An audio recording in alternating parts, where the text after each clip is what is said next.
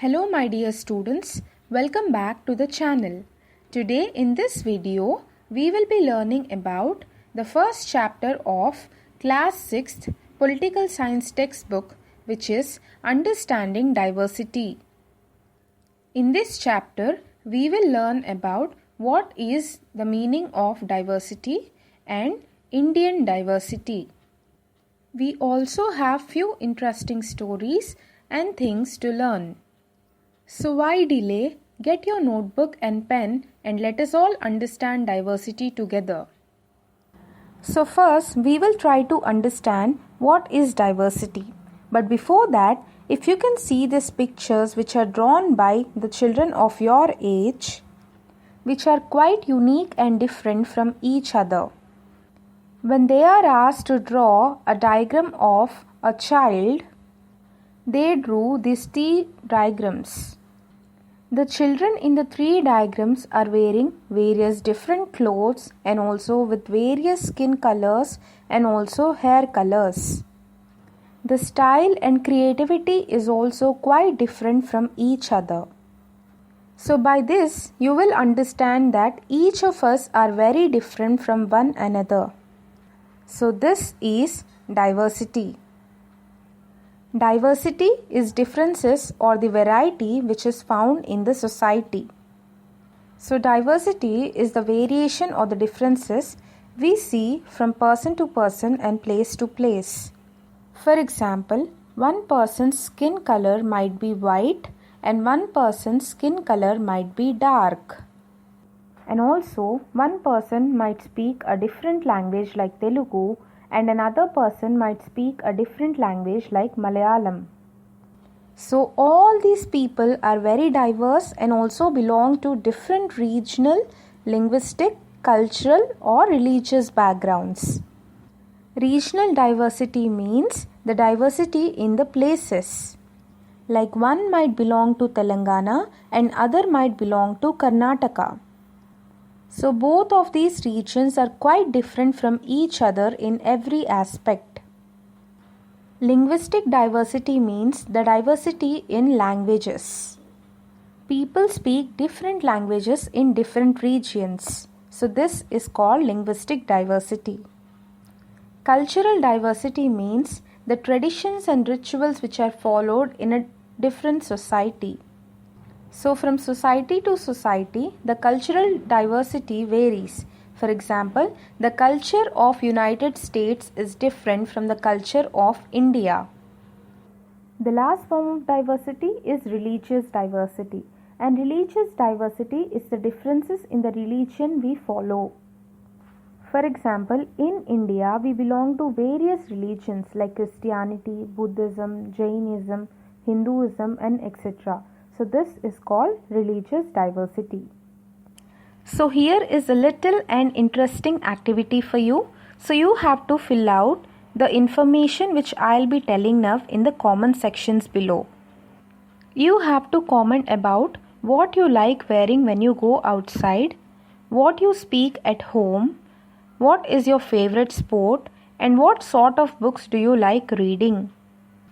And after commenting, please check there in the comment section if anyone is there whose list matches yours exactly. I bet there is only 0.1 possibility for that because everyone are unique in their own way. We are so diverse based on the historical and geographical factors. Now we will listen to an interesting story of two little boys of your age who become friends irrespective of their diverse backgrounds. So let us start. Samir Ek is a school boy who cycles often in the streets of Janpat market. One day he finds a boy in Janpat streets who is of his age group. This little boy sells newspapers at traffic signal. And often he runs behind Samir Ek's cycle shouting the headlines in mixture of Hindi and English. One day Samir Ek stops and asks for a Hindi newspaper. The boy gets surprised and shocked that Samir Ek asks for a Hindi newspaper. The boy says, "Do you speak Hindi?" Then Samir Ek gets confused and says, "Of course I speak Hindi." Then the boy questions, "Is it true?" Then Samir Ek says again that he knows Hindi and Hindi is one of the subjects in his school. Now since the boy never went to school, he doesn't understand what is a subject and asks Samir Ek what is a subject. But the traffic light turns green and Samir Ek goes off. So the next day the boy sees the Samir Ek and says, "Bhaiya, apka akhbar." So children, akhbar is basically newspaper in Hindi. Then Samir Ek and the boy become friends and they talk to each other and Samir Ek explains the meaning of subject. That subject is something to study to the boy. Then Samir Ek asks, "Did you ever go to school?" Then the boy replies that he never went to school and he started working when he became big, simultaneously measuring his height with the bicycle seat of Samir Ek. He also says that earlier his mother used to come and help him sell the newspapers, but when he became big, he started coming alone. Samir Ek asks about his mother, but the traffic signal turned green and Samir Ek has to go. But he could hear the boy shouting that "My mother is in Meerut." And slowly his voice faded away and Samir Ek couldn't understand what he said after that. Next day again they meet and they introduce themselves to each other. The boy asks Samir Ek, "What is your name?" And Samir Ek replies, "My name is Samir." Then the boy smiles and says, "My name is also Samir. From today onwards, you are Samir Ek and I am Samir Do." Samir Do seemed very happy after knowing that both their names are Samir. The next day when Samir Ek talked to Samir Do didn't seem happy. He said that there are communal riots going on in Meerut and he has read it in the newspaper. Samir Ek tries to say something but Samir Do interrupts by saying that, "But Samir, I'm a Muslim and all my people are back there in Meerut." And the traffic signal turned green and Samir Ek went off. After that day, Samir Ek never saw Samir Do. So students, this is the story of Samir Ek and Samir Do, who are quite different from each other, but they both became friends. Because it is important to love each other irrespective of differences. Now children, we will see few differences between Samir Ek and Samir Do. In terms of language, Samir Ek speaks English and Samir Do speaks Hindi. Samir Ek is a school-going boy, but Samir Do doesn't go to school. Samir Ek has a comfortable childhood with lots of school friends and good education, but Samir Do sells newspapers for livelihood away from his family and is a child laborer who doesn't go to school. Samir Ek belongs to Hindu religion and Samir Do belongs to Muslim religion. But no differences could stop them to be friends. Students, can you make a list of the festivals that might have been celebrated by the two boys in the comments? For example, Holi is celebrated irrespective of religion in India. Put down your answers in the comment section. Now, we will understand the difference between diversity and equality. We have to first understand the fact that diversity is made up of so many differences, but all differences are not diversity. For example, the difference of rich and poor, the difference in the caste system between Kshatriyas and Shudras is not diversity, but it is inequality. So diversities are the differences we find in culture, language, religion, region, etc. But not every difference we see is diversity. The difference of rich and poor, where poor can't afford health, education and basic facilities, is inequality. Caste system is a keen example of inequality where we find differences. These differences stops you to get education, water, health and many more. Often people also disrespect these things because they cause a lot of inequality in the society. So we will understand a bit more about caste system. So according to the caste system in Indian society, the people are divided into 4 major castes. So these castes are groups which are divided depending upon the work the people did. For example, the people who rule are called Kshatriyas and the people who do pujas are called Brahmins. So caste system is basically an identity of occupation. But there is something seriously wrong with the caste system. So the people who are born in that caste should be doing the same work. For example, there is this 4th caste which is inferior to all the castes, which is Shudra caste. In this caste, there are people who do pottery, clean utensils, clean homes, do agriculture labor and all inferior works, as said. So imagine if you are born in this Shudra caste and your father is a potter, you are forced to be a potter irrespective of your choice, interest and decision. So here you are restricted to become whatever you like and whatever job you want to do. So this system also restricts education for the lower caste because they think that the lower caste are impure and there is no need of education and wisdom to them as they need not do any work other than the caste's work. So later in other chapters we will be learning more about the caste system. So I hope you are clear with the difference between the caste system, which is inequality, and the diversity. So now children, we will see what does diversity add to our lives or why diversity is important to us. Diversity is important because we can learn so many languages. For example, I have moved to Karnataka recently and I learned Kannada. And if you have a friend from other states, you can also learn their languages. There will also be variety of food, so we can taste a lot of food which is different from our own food. For example, I had a Muslim friend and I used to go to his home to eat iftar in biryani.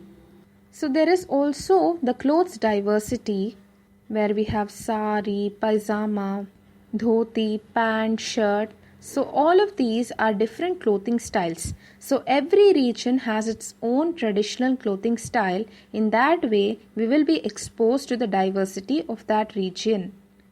Diversity are the differences which helps us to appreciate life in a more sensible way. With differences around us, we will be more broad-minded. Diversity also helps us to learn new things and value them with respect. Diversity also brings colors into our life and doesn't make our life boring. For example, if you lived in the same place for entire life with the same people and same trees, same birds, same situations, would you not feel bored? So in that way, diversity adds colors to our lives. It keeps our life excited and makes us to learn lot of new things. Diversity also teaches us to respect each other in spite of so many differences. It also teaches us to tolerate the differences which we have among each other. Diversity also helps individual to adjust to any circumstances. So children, write down in the comment section below about the food that you have eaten from different parts of India and also about the languages besides your mother tongue that you can speak at least 1 or 2. I have eaten dhokla from Gujarat, puttu from Kerala, takali sadam from Karnataka and Tamil Nadu. And also I can speak Kannada, Tamil, Telugu and English. Do write down the answers in the comment section and you will be surprised about the differences we all have. Now we will talk about the diversity in India. So you know that India has so many languages, but you will be surprised to know that India has more than 1600 languages which are spoken by its people from the length and breadth. India is a home to two ancient languages which are Tamil and Sanskrit. India is also a land to various ancient religions, for example, Buddhism and Hinduism. It has also diverse geographical features like mountains, plateaus, rivers, islands, etc. And also, India has various sects in its own religion. For example, in Hinduism, we have Vaishnavites and Shaivites. India has also many castes. So in that way, India is a diverse country. So now, we will learn how diversity occurred and how it developed. So more than 200 years ago, when there were no, electrical transport system, they only had ships, camels, horses to travel. In that time, it will be very much difficult to travel from one region to another region. People used to take camels, horses and walk by foot to travel to another region. So when they used to reach to the destination region, they used to settle down there for a while and used to make homes over there. So when they start living there, they mix with the culture and diversity of that particular region, and then intermixing of cultures happen. In that way, a mixed culture is produced and our languages, cultures, food, clothes are spread to another region. And also due to famines and droughts, people used to migrate from one place to another in search of food and water. People also used to travel for work when they don't find occupation in their homeland. For example, you might be seeing that the villagers sometimes migrate to the cities for employment. Earlier days, people also used to travel for war from one region to another region. In that way, they carry their customs and cultures to another region, and when they come back to their homeland, they bring back the culture and diversity of the region which they went to wage war. So due to traveling to new place and interacting with new people, intermixing of cultures happened. Now we will see what are the factors affecting the diversity. The first factor is historical factors. Historical factors are the past events which happened in that region. For example, the people of Ladakh went to Tibet and carried Buddhism with them to Tibet. So now this is an event in the history. And geographical factors are related to the area. So these geographical factors might change from place to place which impact the diversity. For example, living in mountains is different from living in seas. Living in desert is different from living in forests. So I hope students you are clear with the factors affecting the diversity. So now students, I want you to take an atlas and look at the map of India and locate Kerala and Ladakh. And also write down about the food people eat, the clothes they wear and the work they do in Kerala and Ladakh. You can also answer in the comment section. Now we will see about two regions and find out the differences and similarities between these two regions. First, we will talk about Ladakh. So Ladakh is a desert which is a dry place. It is a union territory located in the east of Jammu and Kashmir towards the north of India. Very little agriculture is possible in Ladakh because the soil is not suitable for agriculture and not many crops grow in Ladakh. And also, this region does not receive any rainfall and is covered in snow for a large part of the year.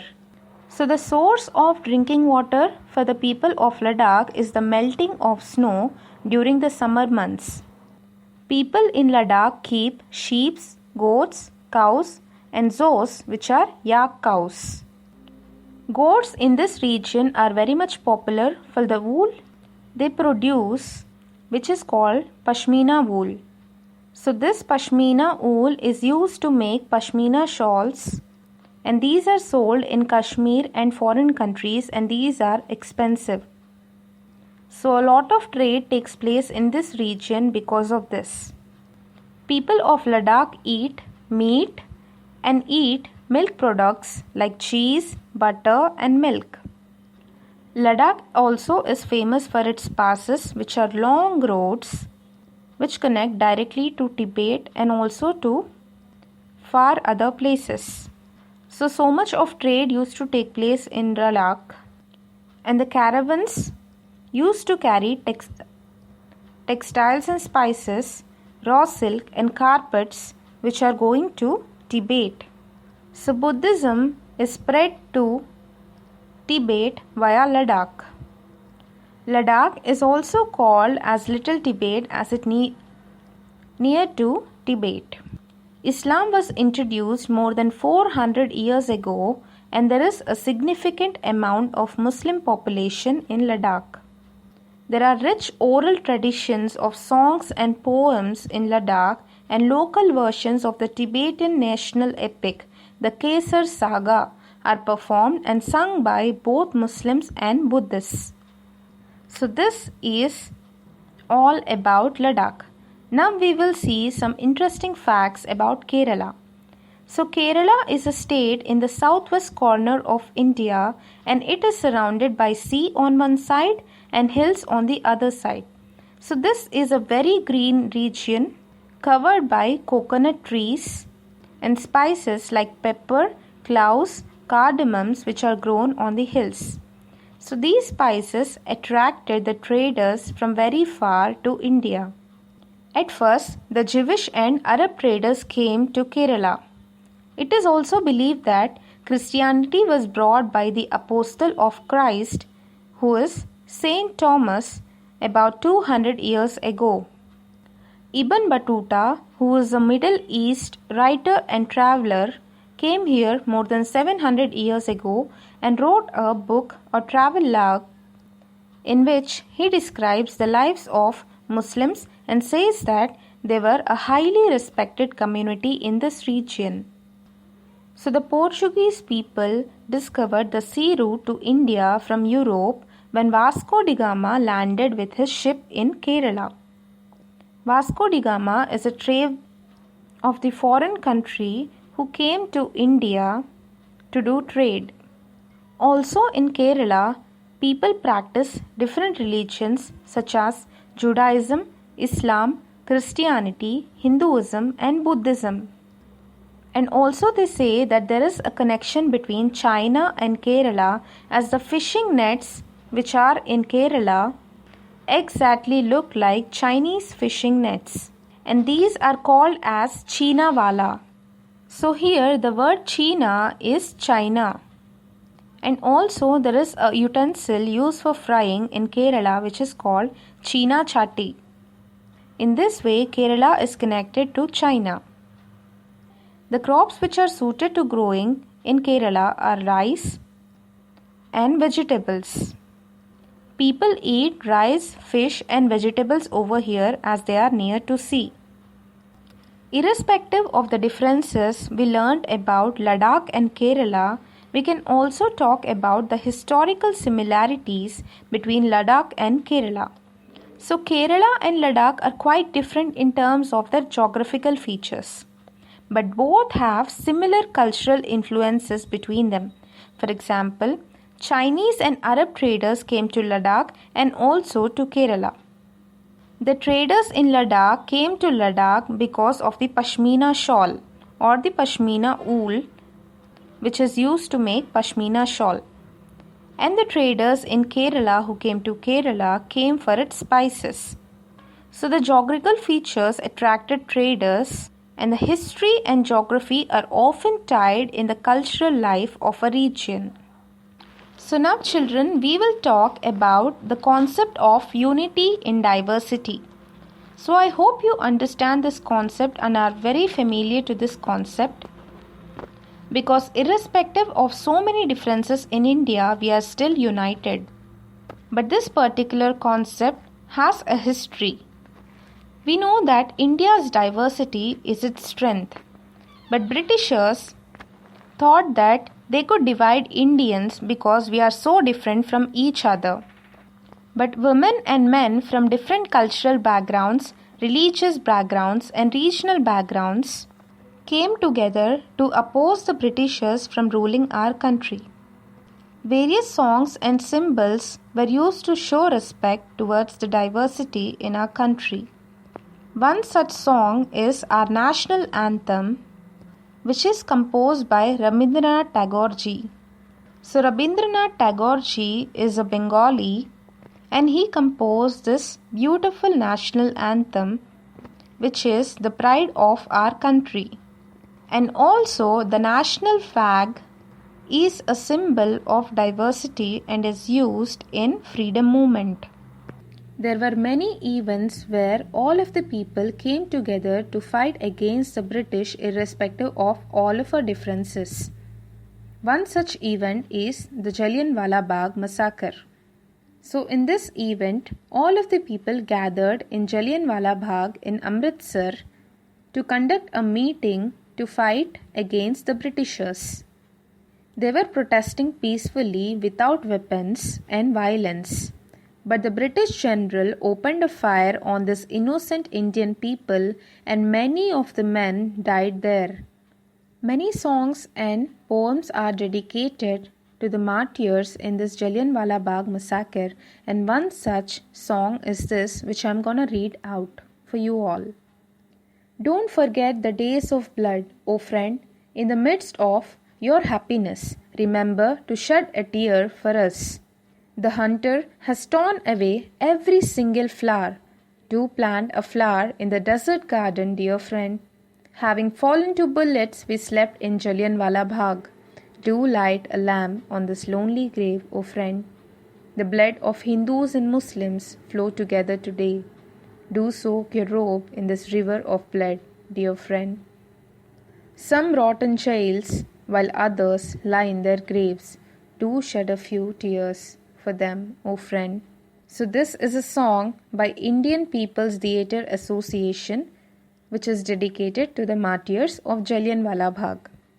So I hope you're clear with this concept, unity in diversity. And then if you remember that I told that unity and diversity is a new thing to India, only exposed as a slogan when Jawaharlal Nehru has said it openly. Until then, unity and diversity was all in our hearts filled with patriotism. Jawaharlal Nehru, in his book The Discovery of India, wrote that Indian unity is not something imposed from the outside, but rather it was something deeper and within its fold. The wildest tolerance of belief and custom was practiced, and every variety acknowledged and even encouraged. So he tries to say that unity and diversity comes from within, and we have gained a lot of tolerance of belief and customs which are practiced in our own country and also in the other countries. And also, diversity is an asset to our country because it teaches us to respect each other, and importantly, it teaches us to be united and to be together. So children, we have finished our lesson Understanding Diversity. I hope you all enjoyed it. If there are any doubts, please do mention it in the comment section below. The textual questions, I'll be sharing it in the next video, so stay tuned. Students, if you like the video, do like, share and subscribe, and don't forget to comment the answers and doubts. We'll connect in the next classes. Thank you.